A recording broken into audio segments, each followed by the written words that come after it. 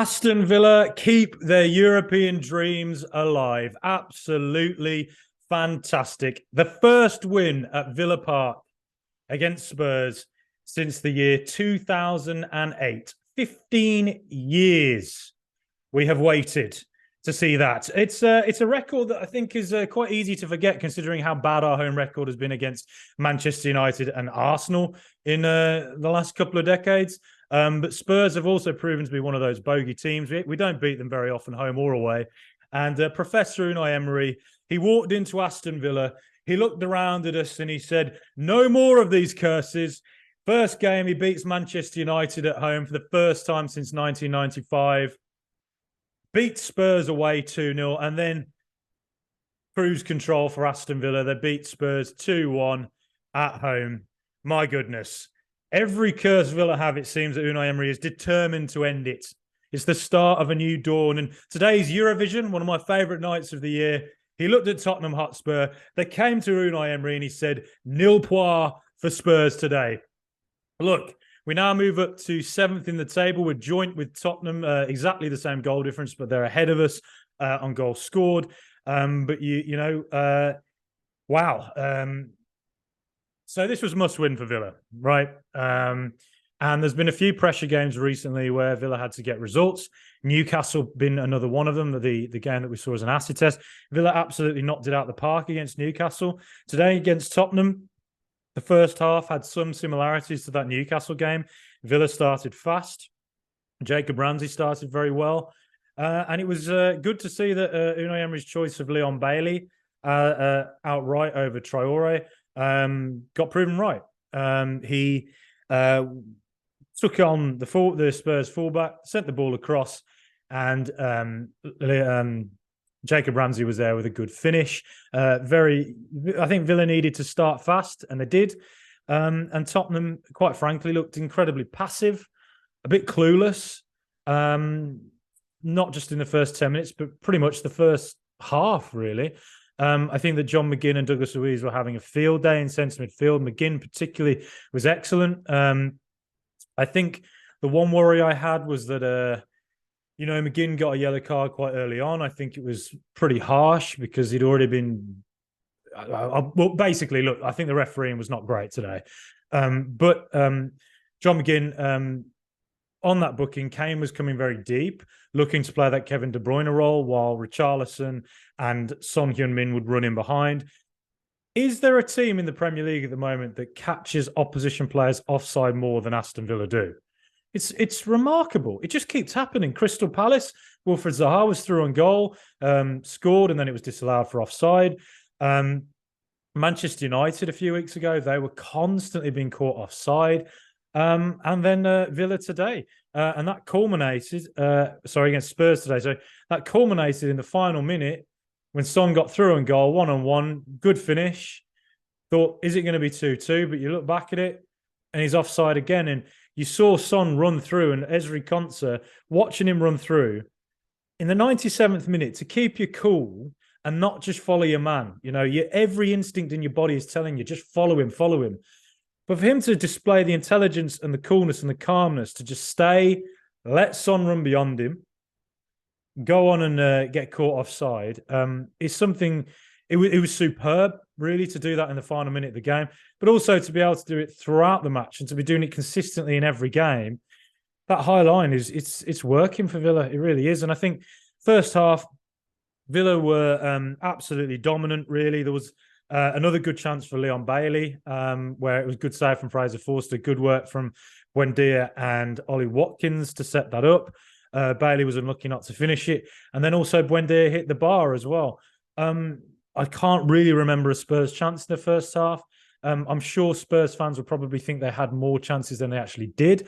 Almost all of the chances I can remember, bar one or two, were where they'd got through and then that late offside flag comes out for them. So I think Villa first half, it was a bit like Newcastle, dominant, really good display. But I think if you were to be critical, and I've said this before about Villa at home, when we've been in control, it happened against Palace at home, Bournemouth at home, maybe even Newcastle at home, where Villa were dominant, but we only went in at 1-0 ahead. And you're thinking, I bet Unai Emery would much prefer this to be 2-0, and we probably had the possession and chances to make it 2-0. So it'd be good if we could just kill off teams a bit quicker. But look, it's hard to be critical of these players when they keep doing the business in, pressure games. Second half, I thought Villa again started well. It was a fast start. But what happened was from about the 53rd minute, I want to say, through to about the 70th, there was a spell there where Tottenham got their act together. Their press was better. In contrast, Aston Villa's collective press first half have been absolutely fantastic. Structure, press, possession was all there. But second half, I think Tottenham, they improved their press, I think.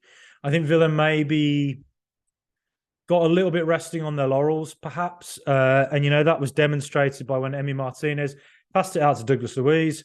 He got caught by Højbjerg and then Kane with the shot. And, the save from Martinez to keep Kane's shot out there in about the 53rd minute was absolutely, fantastic. And that's why he is the goalkeeper he is, really. It's why he probably is the best in the world and why so many teams are going to want him because he is that good. But I feel like from that moment on, Spurs were much more progressive. And I think that in about the 65th minute when they brought on Kulusevski and Bissouma, I think that gave them an extra impetus. I think Bissouma particularly was a bit better in centre mid than Skip had been. And I think that Kulusevski looked like he had much more threat than Richarlison, who I don't quite get him at the moment at Spurs. I don't know what he's doing there, really. I don't know what his role is. Anyway, Kulusevski, he had that one moment where he outmuscled Moreno, took it in, and he was unlucky. Whipped left-footed shot just wide of the post. So it felt like coming up to 70th minute mark, Villa had to make a change, and that's exactly what Unai Emery did. Kamara comes on in centre midfield, and then I think it was Jon Duran came on as well for Buendia and Bailey. McGinn goes out right. And I think that was the right decision because I think in centre midfield, we'd lost that bit of control. And Kamara obviously offers that. So the ball coming into Kamara in about the 70th minute mark, like from that moment on, there were 2 or 3 minutes where Villa suddenly looked more composed again in centre midfield. Kamara was a big part of that. And then that led to the build-up play, which led to the free kick on Ollie Watkins that eventually deadly Douglas Luiz pinpoint buries it from about 25 yards out. Could Fraser Forster have done better? Probably, but who cares, really? It was a superb effort from deadly Douglas Luiz. A goal that his performances in recent weeks have deserved, really. And I think the foul came about because the substitutes came on at the right time, really. And shifted momentum again. The noise level from the Villa fans after that was superb. I think Spurs then didn't really look like they were ever going to score unless they got something like a penalty. And that's exactly what they did. Harry Kane, supreme player, very intelligent player. VAR decision gets the penalty, but so Martinez runs out, comes out for the ball. Kane just gets ahead of him. It was a foul, I think. But I think Kane looked offside. I would like to see that back. I haven't seen a replay of when Kane went through on goal, to be honest. And from what I saw, I think he was just slightly offside. I think the high line worked again. So I'd be fascinated to know what Stockley Park was seeing there. Yes, probably a nervier final 10 minutes than it needed to be because we're about 7 minutes of injury time. But I think Villa, we brought on Matty Cash on for Ollie Watkins, which when Villa went to sort of like a back six and just again kept the cool, kept the composure. Tottenham didn't really have a chance other than that 97th minute offside goal from Son, which I think was summed up his day that he was caught offside. I think it summed up Villa's defensive display that they were so good at just keeping that line so mature. And again, real credit to Ezri Konsa to keep his cool as Son is running through. Because like I say, in that final minute, your adrenaline's going and you're thinking 2-1, your instincts are saying, follow him. And you didn't. So big credit, really. And I thought Tyrone Mings was superb all game, as he has been pretty much um, ever since Unai Emery walked in the door. Manager of the month now as well for April. Professor Unai, fair play. Just thinking, was there anything else? I mean, ultimately, what I'd say is I think that Villa possession, first half particularly, really good in possession, really calm, really mature. The collective press was really good.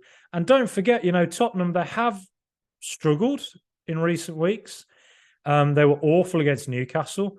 But since then, they've come back from that. And, they went 3-0 down against Liverpool in the early 15 minutes at Anfield, but fought back. Came back and they did get back into it, got it to 3-3, and then extremely unlucky to lose 4-3. And then Manchester United as well. They were United were 2-0 up, and Spurs fought back again to pull that back to 2-2. So Villa, again, fair play that Villa didn't allow Spurs really to come back at us. I think the penalty, again, I want to see whether it was offside or not. I think it was a pretty unlucky one for Martinez, who pulled off, I think I can remember, 2 massive saves, but the one particularly in about the 50th minute mark from Kane was just reminding me of the Kolo Muani save. Big stature that he made for Argentina against France. Big stature, good reactions, good stance, just all of it. Just superb, really. I think at times maybe Villa's distribution from the back was, the 1 or 2 times we went long when we probably didn't need to. But I mean, that's been hypercritical.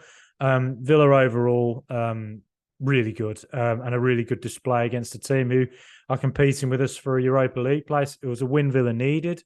We just lost 2 in a row, so your mentality, it's tough to come back from straight losses, and that's what Villa did. So another good dominant home display, which Villa have not really had for a long time. So look, basically, I am feeling very happy with everything at the moment with Villa. I think it was another top display. Tottenham fans, I think, will probably look at that and go, what the hell are Tottenham at the moment? The answer is I don't really know, and I fear for them if Kane goes, really. But what I'm feeling right now is what I'm going to leave this on a Eurovision note. I'm going to leave this with Loreen from Sweden, the best Eurovision song ever. This is how I feel about Villa.